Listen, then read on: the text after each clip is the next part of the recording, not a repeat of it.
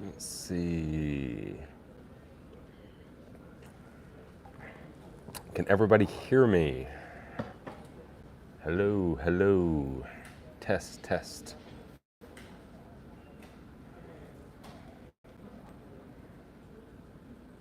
Loud and clear. Hello, everyone, and welcome to a random live Q&A and little chat from the Doha Airport. I am currently in the Middle East, in Doha, obviously, and I am currently on my way back, a very, very long travel back from Nepal. I've been in Nepal since the 13th, so I think that 15, 16, 17, 18, 19, about 18 days, 18 or 19 days. And I am currently in the middle of an almost 48-hour travel time back. So a little harsh, definitely a little harsh.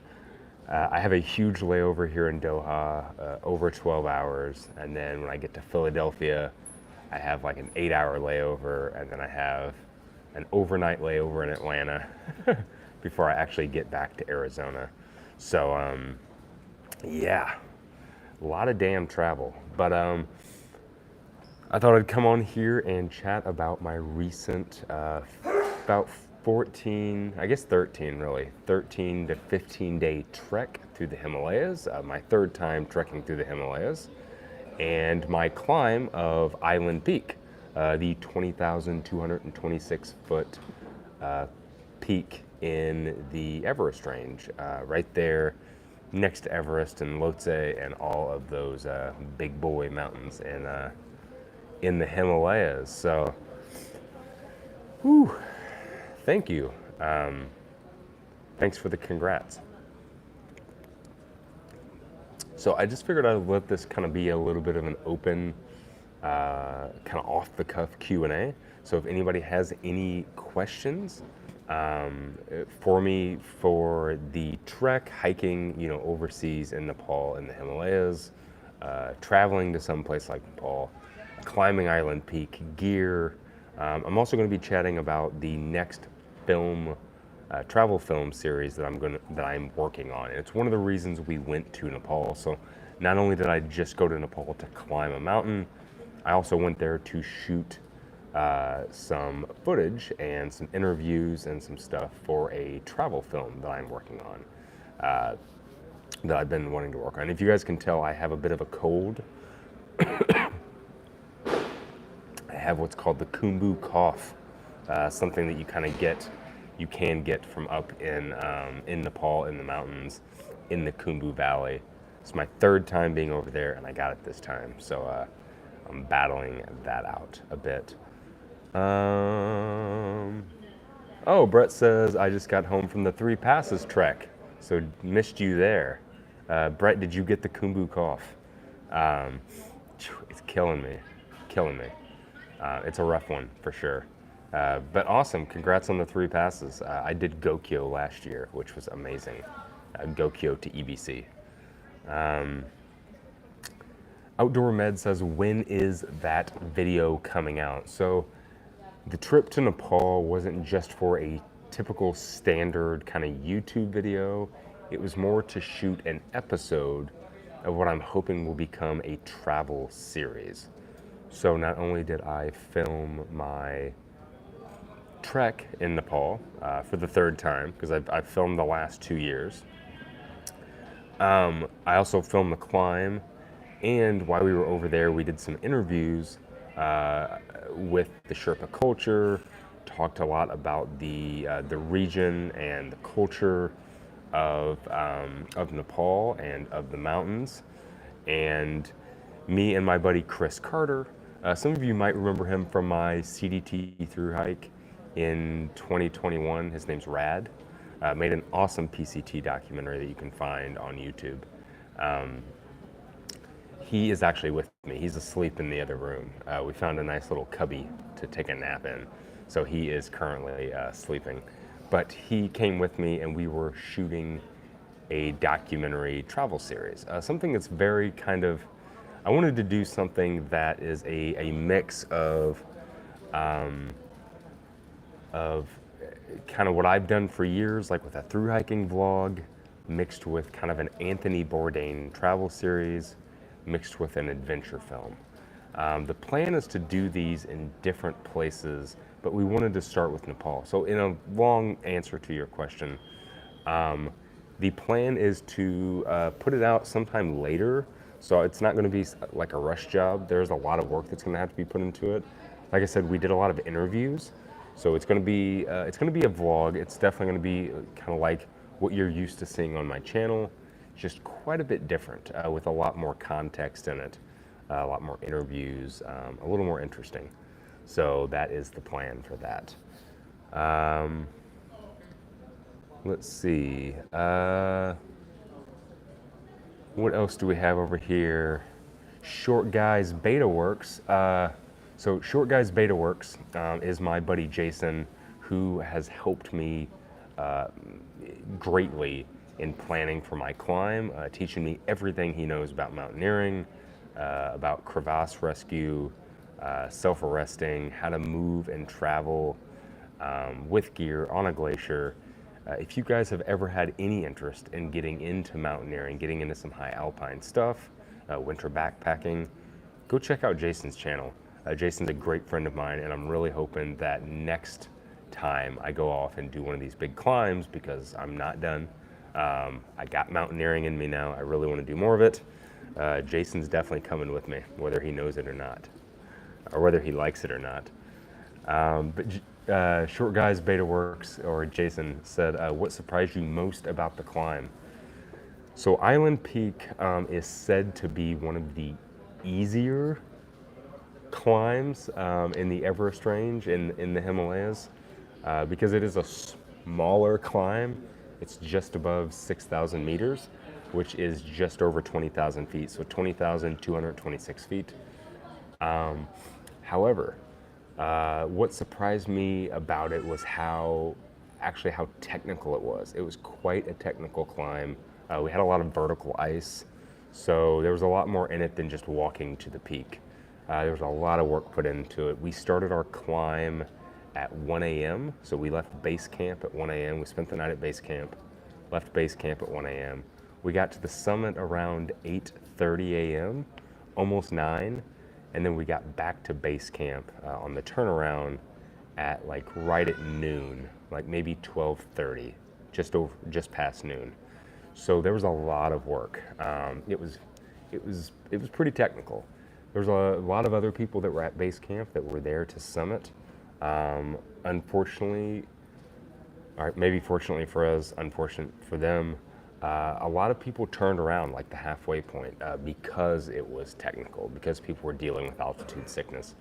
So it was me and Chris were the second to summit. There was a couple just before us with another climbing Sherpa. They summited first, then we summited, and then a group or a couple summited after us, and that was it for the day, from what I understand.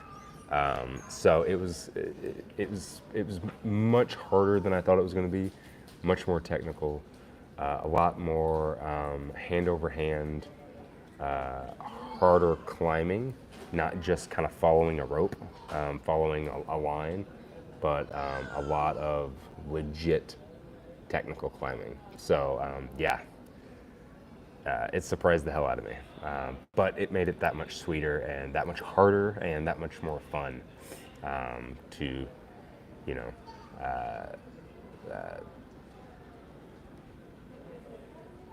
get that peak, right, and get to the top. So it was really nice. George says, I've been a fan of yours for years. I wanted to know, in the Himalayas, what were some things the locals did that you noticed were helpful?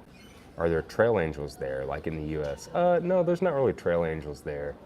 I mean, in general, Nepali people, down in Kathmandu and also up there. In the Sherpa culture, both Sherpa and Nepali are some of the most helpful people in the world. So as far as like what were some of the things that I noticed that made them helpful, kind of everything. It's kind of part of their culture. They are very, very accommodating, very polite, very helpful people that will kind of help you do anything that you need. Yeah, I think everything, really. And as far as trail angels, no, nothing like that. Nothing like that in the Himalayas. It's not really set up that way. So, apart from getting that cough, what other stuff was different or unexpected compared to the previous ones? For the most part, like being over there 3 times, not a lot was different as far as the trekking itself. At this point, it's my 3rd time. I'm kind of like I'm an old hat at it. I kind of know my way around. So that wasn't really different, I guess. Well, I guess we spent more time worrying about acclimatization because we were going up past 20,000 feet. So in the past, I'd never, the goal wasn't to go to a high elevation. It was just to kind of get to base camp. And yeah, base camp's at a high elevation. But we had to pace ourselves a lot more because of what we were doing. So we didn't want to get sick, even though I got sick. We didn't want to experience altitude sickness, and we didn't want to wear ourselves out. The other 2 times that I've carried a very ultralight pack. I've carried my Ranger, my Evolve Supply Co. Ranger, so about 35 to 40 liters, and barely anything in it. You don't carry a lot of stuff up there because you stay at tea houses every night. These kind of like little hostels. But this time, I was carrying a ton of weight. So not only the gear that I needed for base camp, like a sleeping pad, 0-degree quilt, all of that stuff, but all of the extra clothes, layers, climbing equipment, my actual harness and rack, my boots, my ice axe, helmet, crampons, all of that. So, carrying almost 40 pounds, 30 something to, well, no, I guess it was about 30 something pounds, just over 15 kg. So we were both carrying just over 15 kg, probably 16 or 17 kg. Was a totally different thing, because you're constantly climbing from the time that you leave Lukla all the way to whether you're going to base camp or whether you're going to Island Peak or wherever you're going. You're always climbing. You're always going up in elevation. So then add all that extra weight in.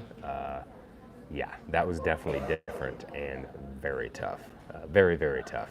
I cannot remember the last time I've carried that heavy of a pack. So it was pretty gnarly.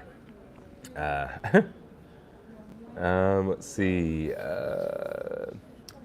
Someone said, did you go with a guide service? No. So I met a Sherpa in Lukla. No, not in Lukla. I met him on the trek in 2022, named Dorchi Sherpa.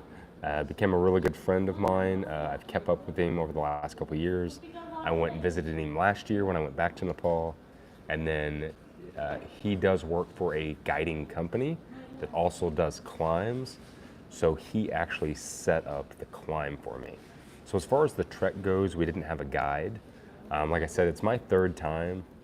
So I think that, after a while, there's really no need for a guide. You can kind of figure everything out on your own, which I did. And I didn't have a guide last year, and I didn't have a guide the year before. But what we did have is Dorchi's brother-in-law was our climbing Sherpa. So we met him up in base camp. So we did the trek all the way up to base camp. We met him in base camp. We trained with him for a day. And then we went to the top of the mountain with him. His name was Erkin. So Erkin Sherpa. And yeah, so we shared the climb with him. But as far as a guide on the trek, we did not use a guide. Thanks for answering my question.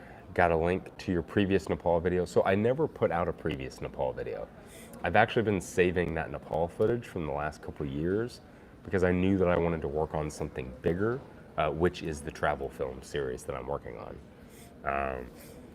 So stay tuned on the channel and I will eventually have that.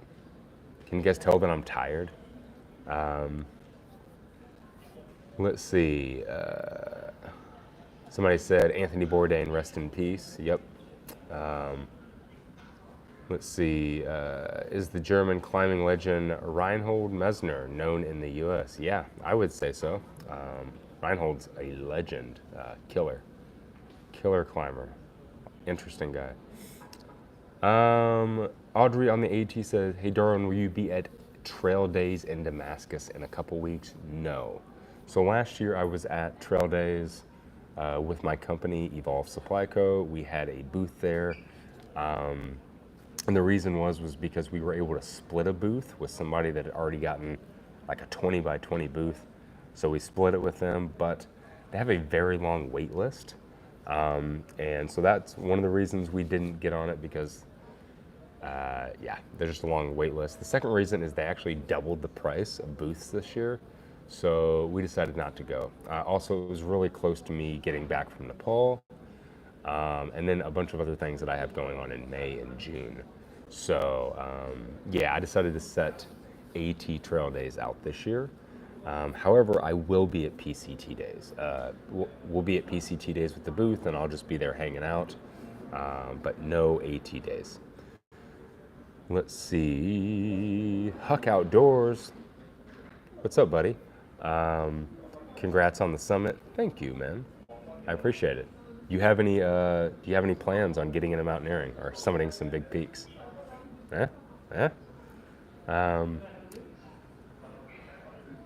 How scary was the flight into Lukla? I don't think it's that scary, but it's also my third time doing it. I honestly think it's a little scarier taking off than flying into Lukla. So for any of you that don't know Lukla, there's an airport to get up into the Himalayas. So if you're gonna go climb Everest, you're gonna trek in the Himalayas, do Everest Base Camp, climb Island Peak. You fly from Kathmandu into a small village called Lukla. And the airport is known as the most dangerous airport in the world because of its tiny, tiny runway. It's actually on the edge of a cliff and it goes uphill. So when you land, you land on the edge of the cliff and you go uphill, and then when you take off, you kind of pop off the cliff. It's an experience for sure, but at this point, I would say I'm kind of used to it. I don't know if it's really, if it's that scary to me anymore. So yeah. But I guess the first time it was a little bit scary. Yeah, I guess the first time. Someone said, y'all, Trail Days coming up. Yep, Trail Days. I will not be there though. Any piece of gear that surprised you this trip, good and bad? No, I was testing a prototype for a new backpack that I'm currently working on, a 50-liter framed pack, fully padded hip belt, which it performed really, really well. I don't know if it surprised me necessarily. That's not to sound cocky or anything, but I'm trying to think of what gear surprised me. No, all my stuff was pretty dialed in. It's stuff that I've been using for quite a while, so I don't think that anything was really surprising. Everything worked out great though. My gear selections were awesome. I actually picked up a new piece of gear while I was in Namche. This is a black diamond new yarn sweater. Pretty nice. A little hoodie. I picked this up while I was up there. I actually saw this last year and I didn't buy it, so I got it this time. So this is new to my my climbing apparel closet. But yeah, as far as anything that surprised me, no, not really. I think that overall, yeah, everything worked out great. If you guys didn't get a chance to check out my gear list It's the last video that I posted. You can also find it in the description box. If you want to see everything that I carried for the trek and for the climb, go check that gear list out. Hashtag give a shit. Please do. Last Q&A, you said you were working on some upcoming products for Evolve Supply Co. Yep. When can we expect an update on those? And any update on restock on caps on the running style breathable cap? So since that last Q&A, we've done quite a bit of product releases. So we released our 750 pot, which has been out for a while now. We're about to, maybe next week, wink, going to be releasing the 1100 pot. If you guys watched my gear list for all my winter backpacking and mountaineering stuff, you'll see that pot in there. It's basically a bigger version than the 750. That gets released really soon. It's been a little bit of a slow process. So I own the company with a good friend of mine named AJ, or also known as Juice, in the hiking community. And we're a really small shop. So it's me, AJ, and then our main sewer and prototype pattern maker, a guy named Robert that works for us. It's basically us three.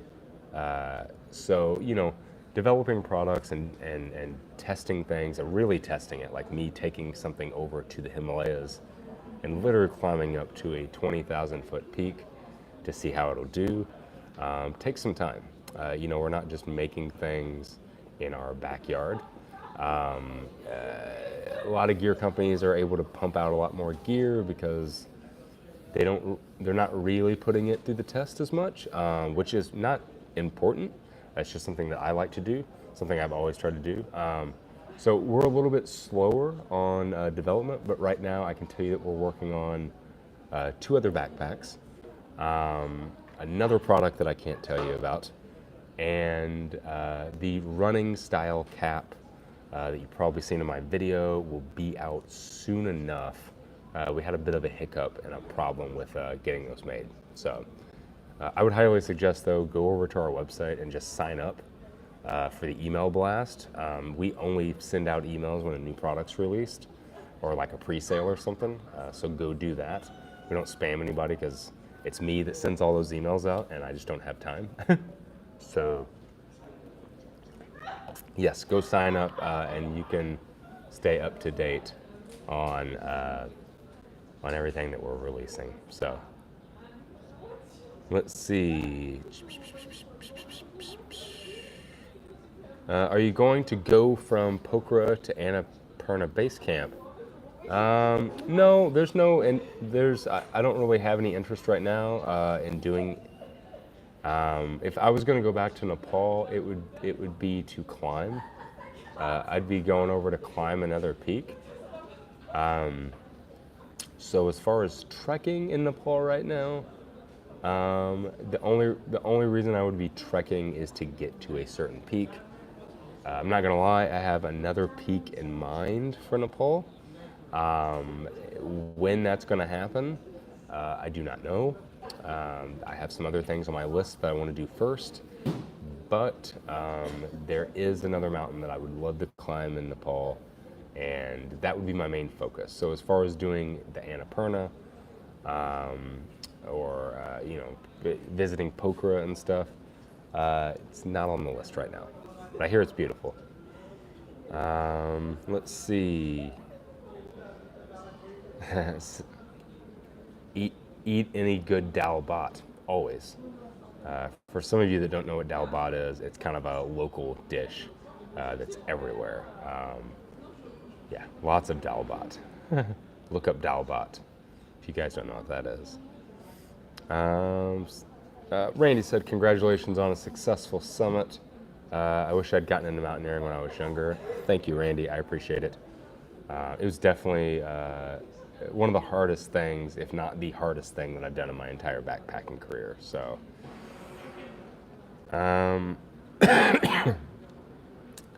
thanks, Colby. I appreciate it, man. Safe travels home.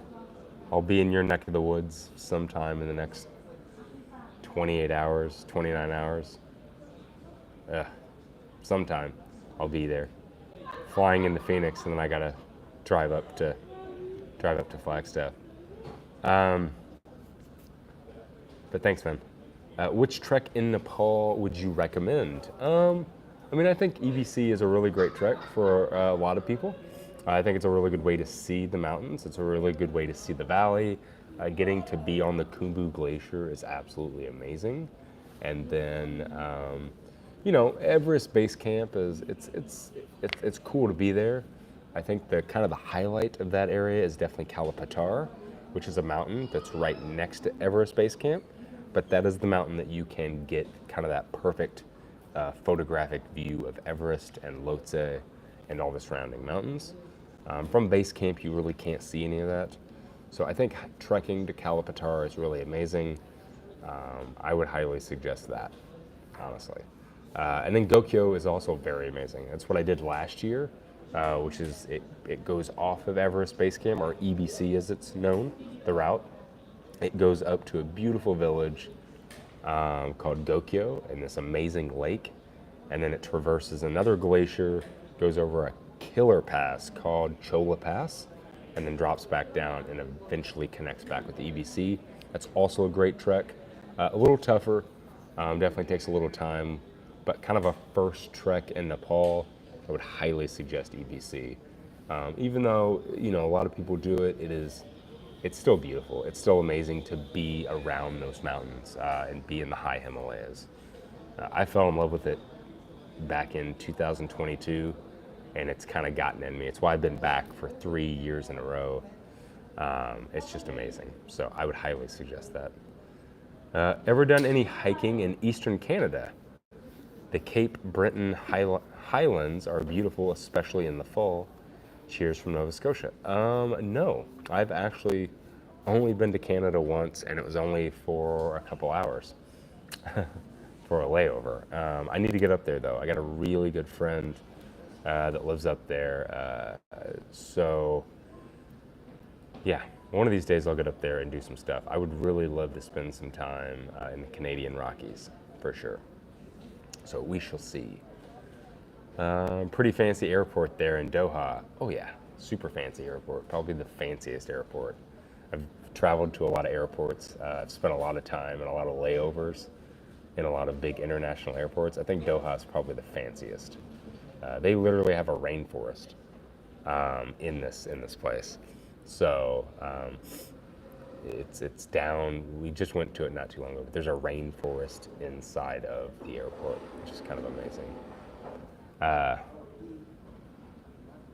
Let's see. Are you getting the Altiplex Lite? I've thought about it. I really like the Altiplex Tarp, though. I know they discontinued it. I have one of those, so typically that's what I use if I'm not using my regular Altiplex, which is pretty damn light as it is. I usually go with the Altiplex Tarp, but maybe. I've been looking at it. We'll see. Maybe. I do love the Altiplex, so maybe. I would rather just use probably the regular Altiplex, though. Again, I'll either use the Altiplex or the Altiplex Tarp with the bathtub. So the light is kind of like this. I don't need it in my kit because I have both of those tents. I have a regular Altiplex and I have the Altiplex Tarp, so I feel like I don't really need that middle of the road thing. So, but it does look like a good tent. Is Everest in your mind? Nope, not at all. Everest is become very commercialized, overrun. It's basically a big conga line. It's one of the things that I aim to talk about in the film that I'm going to be putting out about Nepal, about the climb of Island Peak, about the Khumbu Valley, and about the Sherpa culture. It's one of the things that we spend a lot of time talking with people in Nepal that have grown up in that valley about Everest and its impact, the kind of double-edged sword, the good and the bad of Western tourism and climbing Everest. So I will be touching on that quite a bit in that film, but as far as for me, no. I am not personally interested in climbing Everest. One, because of all the reasons I just said. Two, it cost at least $60,000 to climb Everest. and that's ridiculous, and I would never pay $60,000 to climb the top of the mountain. There are many more beautiful, amazing, stunning mountains in the Himalayas that I would rather climb over climbing up Everest and standing in a conga line. So I think I'm good. Any plans on doing some guided hikes in the US, like the ones you're doing overseas with groups? Yeah. I've talked about it a little bit. You can find a link in my description. But in June, I am doing a guided, not guided necessarily, it's more of a giant group hike and backpacking trip in Big Bear, California. And that is called Highlander Big Bear. It's an awesome company that does hikes all around the world. They just started doing some hikes in the US. Basically what it is, you come out, you can hike with me from 2 days to 3 days to 4 days to 5 days. And depending on where you start, like I'm gonna be doing the 4 day, so I'll start here, you'll start there. If you're doing the smaller time, and everybody kind of meets up with each other and hikes together. And it's one giant loop around Big Bear Lake, using parts of the PCT. At the end, they do big talks. I'm gonna be a keynote speaker, talking about gear and backpacking, how to lighten your load, and all of that whatnot. They have food. It's a big thing. Check it out in my description box, in the description box of this video. Awesome hike. I'm gonna be doing it this year, and then if everything goes well and I like it a lot, which I think I will, I'll be doing more of them. So check that out. But as of now, that is the only US hike that I am currently doing. But yeah, I could do more. Denali is on my bucket list if I ever get into mountaineering. Yeah, me and my buddy Chris have actually been talking about Denali quite a bit. So we'll see what happens. It sounds good. It's a long slog though, from what I understand. Jason at Short Guys Beta over here in the chat can attest to that. Denali seems like a super slog. So it's just a long time to climb that mountain. Did you have to filter all the water over there, or did you stick with bottled water? Typically, I do filter when I'm in Nepal. This time, I felt like I only did it like once. Most times, I was just carrying bottled water because you go through so many villages and you stop in so many tea houses and stuff. So I was just picking up bottled water.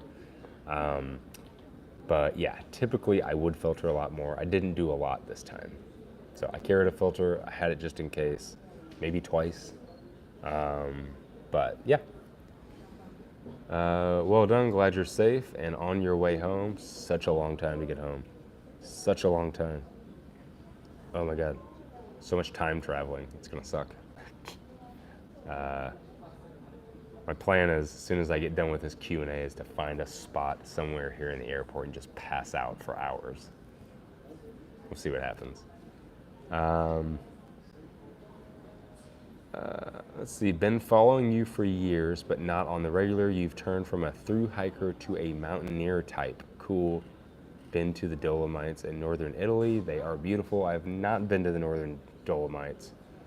However, I would like to go to the northern Dolomites.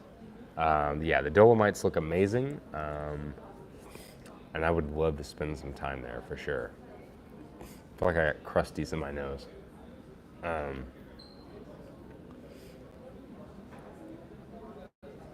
Let's see, what temperature down quilt would you recommend for backpacking and temps dropping at nights between 30 to 50 degrees, 20 or 30?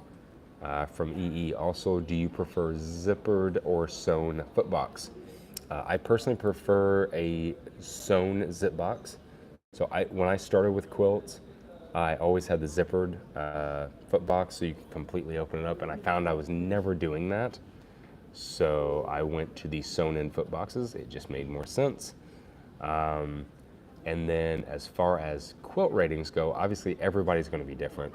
I use a 20 degree for everything, except for the 0 degree that I carried with me to Nepal that I have with me now. If I'm doing some really crazy cold stuff, I'll use a 0 or a 20. There's not really any in between for me. For me, everything that I've done with all the through hiking, with all the different bike packing, traveling, everything else, a 20 has always suited me really well. I'm a bit of a warm sleeper, so so that should tell you something. But always, you know, everybody's so different on what they need as far as warmth. But a 20 works really well for me. When climbing Everest, do you need to book it through a guided service? Oh yeah. Or can you just go with a bunch of buddies and do it solo if you're an experienced climber, of course? No, there's tons of permits. So climbing any mountain in the Himalayas, you have to get permits. So I had to get a permit. Chris and I had to get a permit to climb Island Peak. And then every other mountain kind of requires a different permit. They only issue so many permits a year.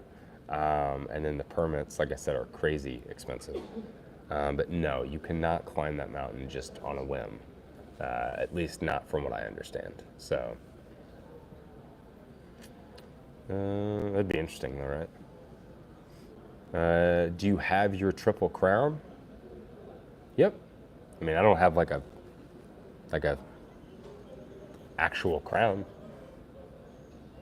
but yeah, I guess I have my triple crown. Yep, I've hiked the Appalachian Trail, the Pacific Crest Trail, and the Continental Divide Trail in their entireties. So yeah, I do have my triple crown. And then love y'all. That's nice. Love you too. Have my first backpacking trip coming up soon in Yosemite. Lottery tickets to Cathedral Lake. Any tips or pointers? I've never been to Cathedral Lake, at least I don't think so. So I can't really give any tips or pointers as far as that area. The main time that I've spent in Yosemite was some time I spent in the valley, just kind of hiking around, kind of to all the really famous spots. And then obviously on the Pacific Crest Trail, going through Yosemite.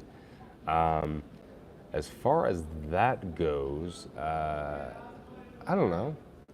No real main tips and tricks. Aside from enjoy yourself, have a great time, get your gear dialed down, feel comfortable with what you're carrying, know your limits, don't rush it. Enjoy the hike, man. That's awesome, though. I need to spend more time up in that area. Dude is coming to SoCal. Good old Baldy. Greetings from Arizona. It's already nice and toasty down south here in Pima County. Get yourself some good Mexican chow when you get back. I plan on it. My favorite taco place in the world is in Flagstaff, and it is called El Tapatio number 6. Amazing tacos. That is the first thing I will be eating when I get back on Saturday. So, and then Sean said, when did the stream start? It started 38 minutes ago. 38 minutes ago.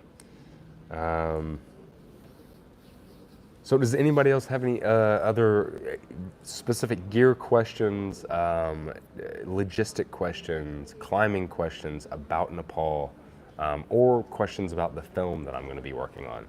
Like I said, the plan is to start taking everything that we shot on this trip, the interviews, the climb, all the footage that I've shot over the last 2 years, putting all that together to put out a short film. That is going to live here on YouTube, so you'll be able to watch it as soon as I put it out. And yeah, I'll just kind of keep you guys updated as I'm working on that. Like I said, this is a bit of a bigger project. It's not quite as big as some of the films that I've done, like Through the Great Southwest, the Arizona Trail film. But it's also not as small as some of like my through hiking vlogs. So it kind of sits right there in the middle. So it will take some time to get that done and do it properly. Also, as I've said a billion times on this channel, I'm a one-man band. So many people here on YouTube have cameramen and editors and all of that stuff. I do everything myself. I shoot everything. I am in everything. I do all my research. I go out and I spend time with it, and then I edit all the videos. So I am not able to put out content like a lot of people are able to here on YouTube because I don't have a team. I don't have people that help me put stuff out. So it takes me a little bit more time, but just stay tuned here on the channel and I will be releasing some information as that comes out. I'll end up putting out like a trailer, maybe a teaser, all that stuff. So yeah, just keep an eye out for the film. Did I have any gear failures on this trip? No, I don't think I had any gear failures. I had a little bit of some gear complications. So the crampon that I use is called the Petzl Irvis Hybrid. And what makes it a very interesting crampon, and a lot of people argue about it, whether it's good for mountaineering or not, is it has a Dyneema cable that runs through the metal instead of a metal shank. And it's adjustable, and it makes them lighter, it makes them pack down smaller, easier to carry.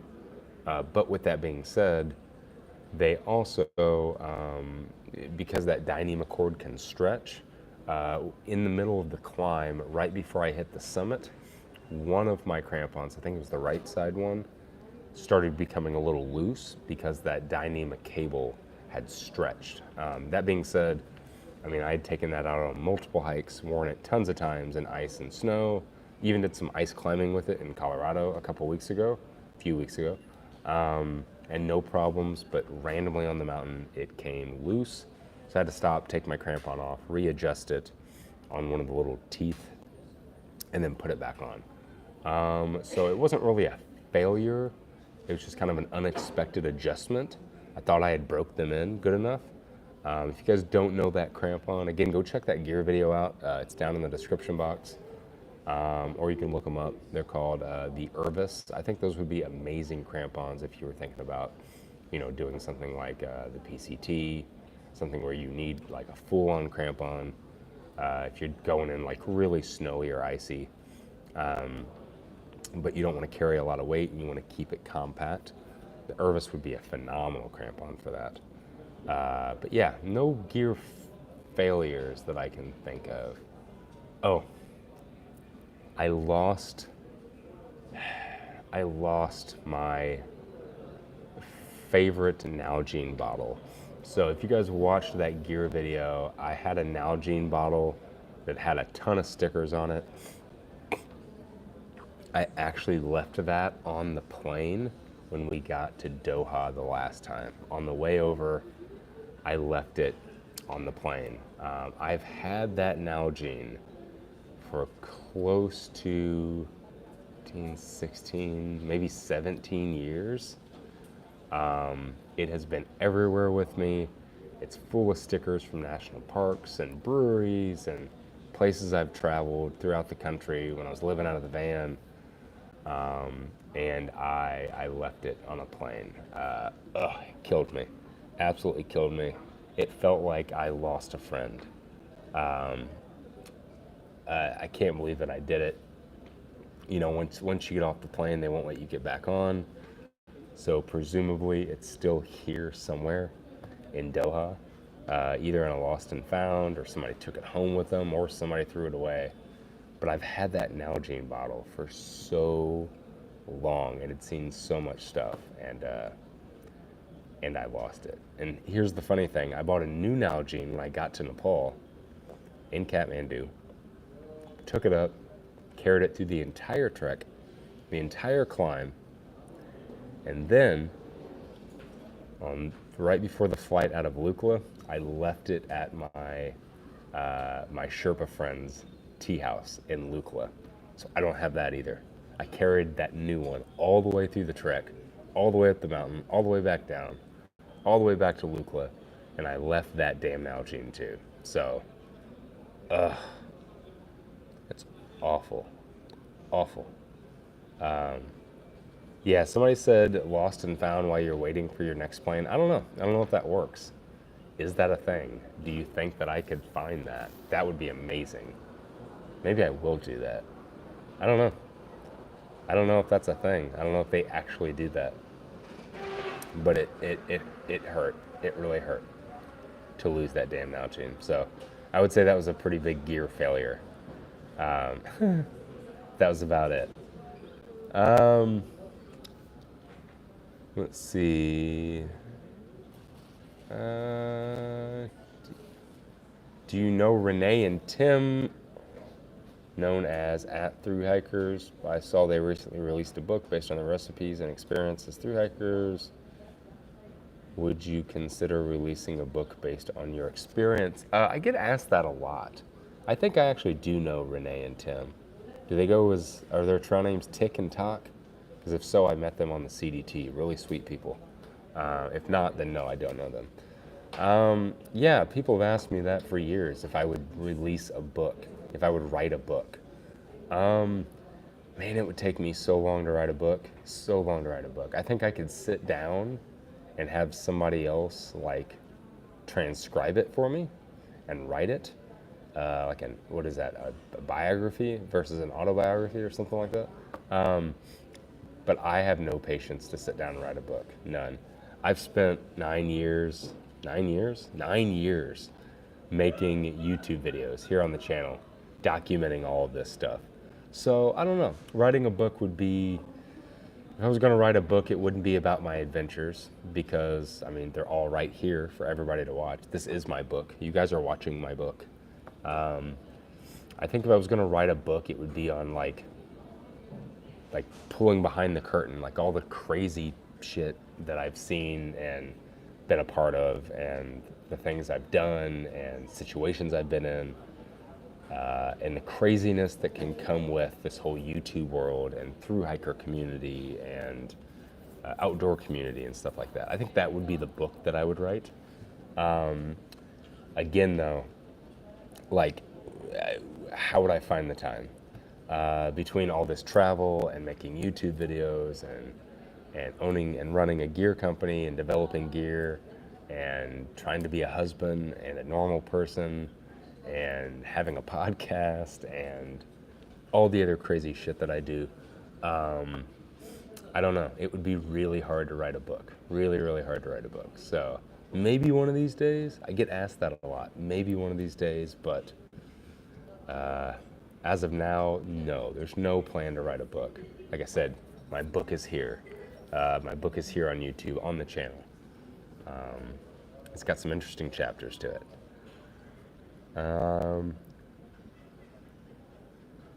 Let's see.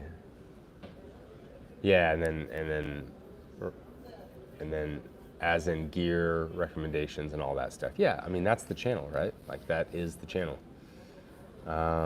Somebody said quality over quantity any day. Appreciate you, man. Appreciate that, Zach. Thanks, bud. Let's see. Thank you for all the inspiration. I'm a school teacher and plan to take a year off in 2027 to 2028 to hike the PCT. I've lived in Oregon my whole life and I learned about the PCT from your video series. Oh, sweet. I apologize now for ruining your life. In the best way. No, you're gonna love the PCT. Have a great time in the planning process. That's to me, like getting ready and going through all the gear and the trial and error and figuring out what works and what doesn't work, what type of hiker you are. To me, that's the best part of the process. The through hikes, you know, it's a hike, it's a walk, but the whole planning process, that's the best part. So, Stone Wolf said you need new stickers and a new bottle. I know.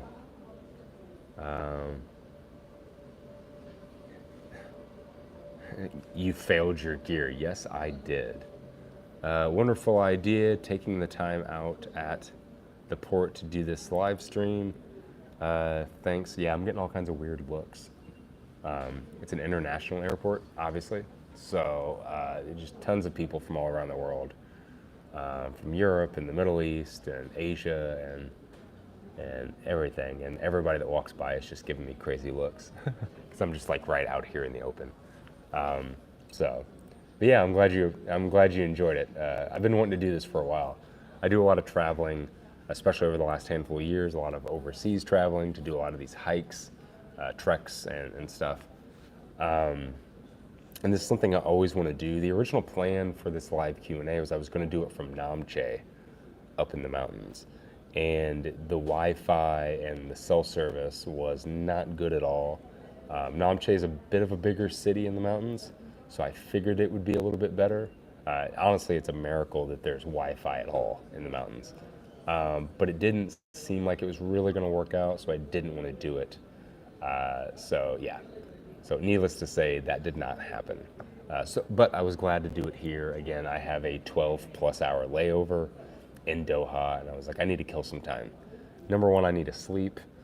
Maybe I'll go to Lost and Found and find my bottle, but this was a good way to kill some time, and I can't thank you guys enough for joining me on this. And then Old Pueblo Vegan said, any more stops before the U.S.? No more stops before the U.S., but I'll be going from here to Philadelphia. And then in Philadelphia, I have a 7-hour layover. And then from Philadelphia to Atlanta. And then when I get into Atlanta, I leave, I go through customs, I get my bag, and then I have to get a hotel room for the night. And then I don't fly out to Arizona until the next day on Saturday, early in the morning. So a lot of damn travel, probably this is the longest stint I think I've ever had trying to get home or trying to get to a place. We got over here pretty quick, but yeah, it's definitely wearing me out. Business Insider has an information video that came out a couple months back on the reduction of Sherpas in the next decade, so less summiting due to danger and such. Yes, yes, I know the article in the video. I believe they also did an article, or somebody did an article. Again, one of the things that we plan on touching on in the film, again, my climb and the vlog of the whole trek and climb and travel to Nepal will not just be me going to Nepal. There will be a lot of this, me filming me, talking, but there will be a lot of interviews, archival information, because I don't only want to tell the story of my climb and what I did, but I also want to tell the story of the Khumbu Valley, the Sherpa people, and the mountains themselves. So it's something I'm pretty excited about. The plan with what I'm working on is for that to basically be kind of a pilot for what I want to continue doing, doing these travel adventure films.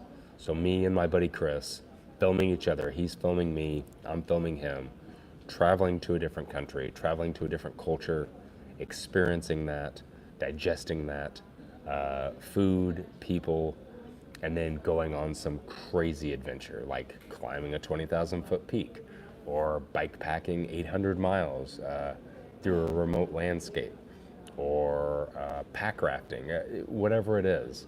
That is the idea behind what I want to work on. I think it's great for here on the channel, so the plan is to keep it here on the channel and release it to you guys. And yeah, I'm just really excited. It's something I've wanted to do. I've spent a lot of time kind of turning the camera around and filming other people and telling other people's stories over the last couple years. I've obviously spent a lot of time filming myself and talking about me and my adventures, and inspiring other people to get out and have the same types of adventures.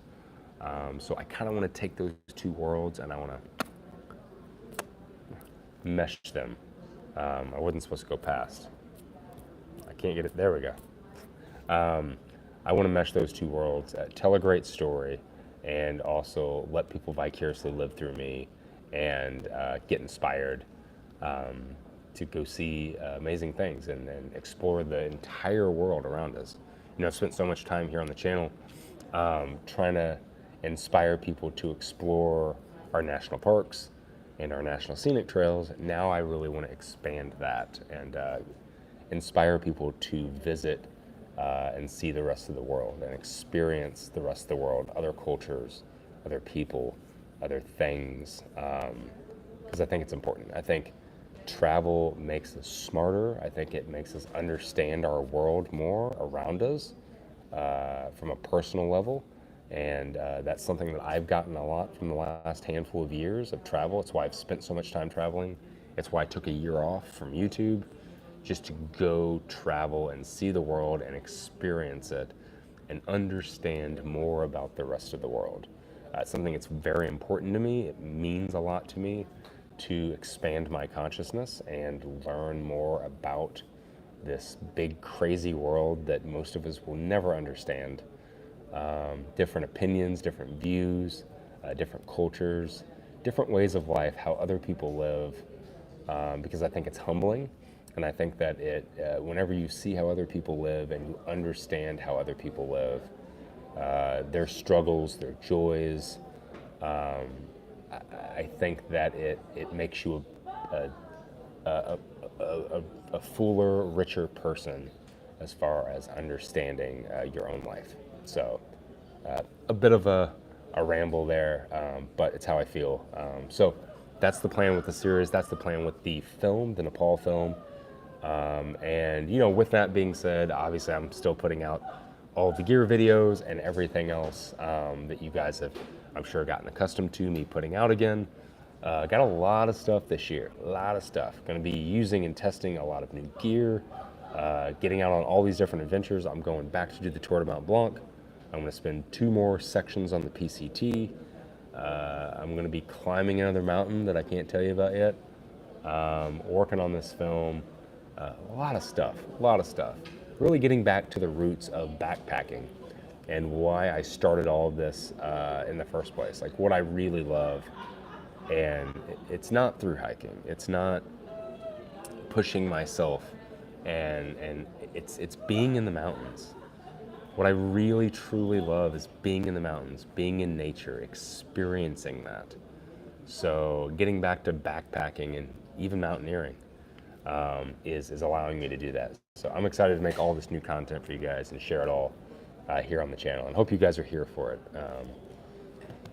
Yeah, I'm excited. Lots and lots and lots and lots to do.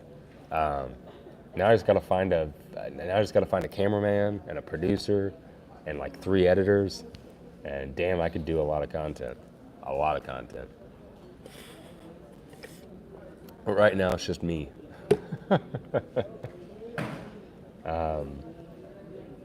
Let's see. Looking forward to it. Oh, what else we got here? Sid, what's up, Sid? Sid's joining a little late, but what's going on? Sid's heard that ramble before. Is Darwin your real name? No, it is not. Nick is my real name. N-I-C, no K. My full name is Nicholas, Nicolas. So I have no H or K in my name, therefore the shortened version of my name is just N-I-C. Nick Rakestraw is my full name. Nope, Darwin's just a trail name given to me in 2015. A great gift and present because it led to all of this. It led to the channel, and it led to Instagram, and it led to growing an audience, being able to share all of my adventures. But it is not my real name. It is just a trail name, my friend.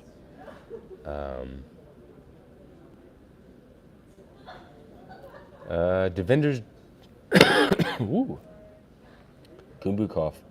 Do vendors do bigger deals at AT days or any of the in-person meetups? Is it worth waiting to find big deals at these events? Yeah, I mean, I think they give away a lot. I think that's probably the biggest advantage to going to something like AT days is they do a lot of giveaways. So that's a really good thing. As far as like deals on stuff, yeah, you can find some pretty good deals on stuff as well, but it's mainly the giveaways I think that a lot of people go for. So, if you had more time, you could gone to the AT.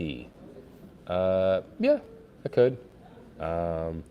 Again, if you weren't here from the beginning, the reason I'm not doing AT days this year as Evolve Supply Co, because we were there last year, is because they doubled the price, and there's a really long waiting list to get onto that. So that's the reason we didn't do it. Everyone says, looking forward to seeing your film, looking forward to it. Thank you. Smile emanating from you, living the life. 12-hour layover. Yep, 12-hour layover. I'm Mr. Layover. One of my favorite all-time travel shows was Anthony Bourdain did a show called, was it 24-hour layover? Yeah, either 24 or 48-hour layover, which was great. It was like kind of a side show to his main show. Loved it. But the struggle's real. Sitting in an airport for 12 hours, obviously he didn't sit in airports, but sitting in an airport for 12 hours is woof. Let's see. Axe says, love the look of the Ranger pack. Now I only see it in black. Was it available in dark olive green at some point, or was that just the Outcast jacket? No, the Ranger has always been black. It has green accents. So it has a green leash on it, a green ice axe hook, green shoulder pockets. But no, it's always been an all black pack. There was another pack that I designed a handful of years ago with another company that had the same green colorscape on it, because it's kind of my color. I like black and green. But that is no longer a company and no longer a product from what I understand. So no, the Ranger though has always been black with just little touches of Ranger green color. And yes, we do an all Ranger Outcast, for sure. Let's see, get out, see more, do more is the best idea. Absolutely. Canadian culture from Maine is extremely interesting. Alex said, I followed you for years and never knew your real name. Yeah, that was a joke for a long time, a joke that I just kind of ran with. So for years, people would ask me what if Darwin was my real name, and I always just used to play into it. And then I guess it just kind of got out of control because everybody just thinks my real name is Darwin. Most trail names like people get are like, I know somebody with a trail name that is Ass Crack Butter, ACB, Cruz, Fez, Einstein. For some reason, Darwin just sounds like a regular first name. So I guess I got that going for me. It was easier to like just be called Darwin. The reason I started going by Darwin so much is I spent so much time on the AT every single day being called Darwin, because when you're on those thru hikes, that's just, you're called your trail name all the time. That when I got off the trail and I started the channel, I was just used to that. So yeah. So that was kind of just what happened, and it just kind of took over. What's the first project you're itching to work on when you return home? The first project I'm itching to work on is me. I'm gonna lay on my couch for like 2 or 3 days because I am exhausted, and try to get over this cold that I have from the Khumbu. And then, get into some regular videos. I have a handful of videos I have backed up, and then slowly start working into this this Nepal film. So, just for a day hike during your layover. Were you on the Colorado Trail August of 2020? Yes, I was. Yeah, I hiked. Yeah, all of August. I was on the trail in August. I actually spent my birthday, which is August 11th, in Leadville. So, yep, I started early August and finished right at the end of August. 21 days, something like that. But yes, I was on the Colorado Trail in 2020. When will we get the video telling us all about your expose story with the other company?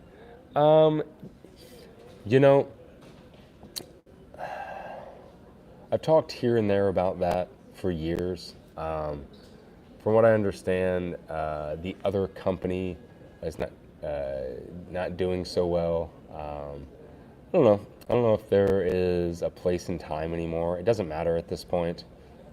Things like that have kind of become water under the bridge to me. I have my own thing going on now, so I'm not really worried about it. I don't ever wish anybody harm or bad karma, but I am a big believer in karma. I'm a big believer in things catch up, uh, situations catch up with people and things, and all I can say is, what happened in the past with some other companies and with a particular company, it sucked. It was awful. It put me in a weird position. It wasn't fair, but that was then. This is now, and I'm not really worried about it anymore. So I don't know. Maybe one of these days I'll tell a full story on a podcast or something. But as of now, no real need. No need to tell that story. It's not really my place to tell that story anymore. There was a place and time. I tried to tell that story to some people. A lot of people didn't like that. I tried to talk about a lot of things for a long time, and a lot of people didn't like it. They wanted me to just shut up and review, a famous comment on my channel that I'll never forget. So I'm not really worried about that. I'm not trying to create any drama or bring any extra added stress on anybody. So no, I'm good. Some people out there know that story. For a company like Evolved and Enlightenment, what are you looking for a YouTuber to work with? Is it more personality or subscriber amount? Neither. I'm not really interested in either. The gear that we make is developed and tested and designed by yours truly and my partner, who is also a thru hiker, spends a lot of time in the outdoors. So we're not really interested in really like looking for any YouTubers to work with or anything like that. How would I word that without it sounding weird? We're interested in people that are really doing things. If people want to use our gear and talk about it, that's awesome. If they don't, I'm not going to try to, grease a bunch of palms and sponsor everybody and pay people to talk about my stuff. I don't need to do that. So there's a lot of companies that spend a lot of money and a lot of time doing that. It's just not something I'm interested in doing, especially coming from the whole YouTube world, developing gear, some of my past weird relationships with other companies. It's not something that I want to do because I feel weird about it, and I know how that goes. That being said, if there's some really cool people doing some really cool things using our stuff, we always want to know about it, and maybe we can be a part of it. But as far as we're not really looking for anybody. We're also a very small company. I mean, it's literally me and my business partner and my main sewer and pattern maker. So there's 3 people at the company. 3. Very tiny company. Very, very, very, very tiny company. Yeah, I'm just not,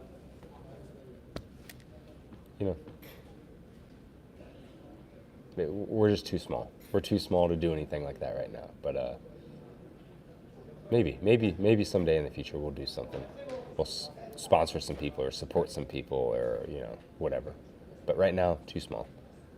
Somebody said I thought I might have seen you at Bear Creek. I don't remember Bear Creek, but maybe. Any advice for fellow adventure seeker who is trying to balance marriage with lofty adventure goals? That is a loaded question.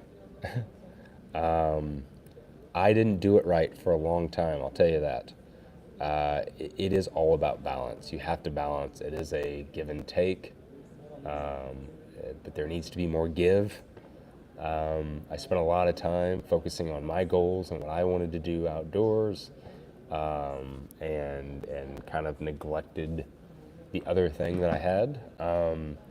And that led to long stories, and I've talked about it on podcasts and stuff.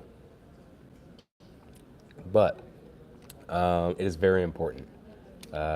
Don't neglect.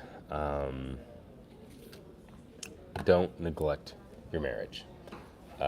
Spend time, balance it. It's a balancing act. It's all a balancing act. I won't get too deep into it because I'll get philosophical. But yeah, it just be smart about it, balance it, be fair. Be fair. That's the most important thing.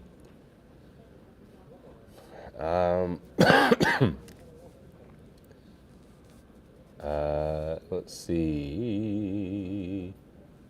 Are you overdue for a Appalachian mountain hike? I don't think so.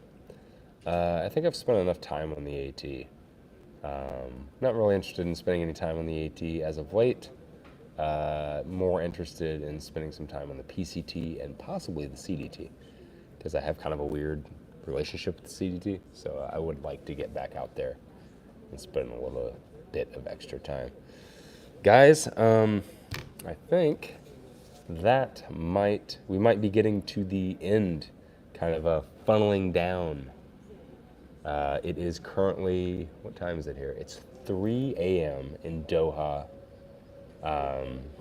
And here soon, I'm going to find a small little corner of this airport, and I am going to take some ibuprofen because my head hurts, just from travel and stuff like that. And I'm going to pass out because I have a long bout of travel still ahead of me. Only 5 hours to here from Nepal, but still a lot more travel ahead of me. Everyone always has to throw that one in there at the last minute. Have you ever seen Bigfoot? No. No, I've never seen Bigfoot. Sorry, buddy. Sorry. Guys, I hope that you have a fantastic night. I hope you have a kick-ass weekend coming up. For me, I've done enough outdoor activities over the last few weeks. I'm gonna go home. When I get home, I'm gonna lay on my couch for 3 days and I'm going to pass out. But I can't thank you guys enough for coming and hanging out with me for 72 minutes. We'll probably cap off right at 75 minutes. Thank you so much. Thanks for joining me here at my crazy layover at 3 a.m. here in Doha. I know it's not that late where you guys are at. Yeah, maybe I'll go find my Nalgene that I lost. Thank you guys. Thank you guys for all the support. Stay tuned for so much new media here on the channel. As far as the film series that I'm working on, tons of new gear videos, tons of new hikes, backpacking trips, a pack rafting trip. I'm doing some pack rafting when I get back to the States. Yeah, just a lot of stuff coming for you guys here on the channel. Check out some links down in the description box if you want to support me, support the channel. Check out some of the people that support me, like my favorite app, my hiking app of choice as of lately, Onyx Backcountry. Been a great app, awesome company that has supported my channel. So go check some of them out. I'm getting tired. Check them out if you're looking for an awesome hiking app. Also, check out my gear list that I put together right before I left for the trek, for the climb. If you haven't seen it yet, all that's down in the description box. And one last thing, if you are going to be in the Big Bear, California area in June, and you want to come hike with me, if you want to spend 4 to 3 to 2 days with me, hiking, camping, talking about gear, talking about backpacking food, talking about logistics, through hiking, backpacking, everything. Check out the link down below to Highlander Big Bear. It's going to be an awesome event. I am super excited about doing it. And like I said, if it goes well, I'm going to be doing more of them in the future. So definitely check that out. And I hope to see you guys there. You can actually get 20% off with Darwin 20. Did you like that little plug? All right, guys, I'm tired. I love you. Take care of yourselves. Take care of each other. Peace. Ugh.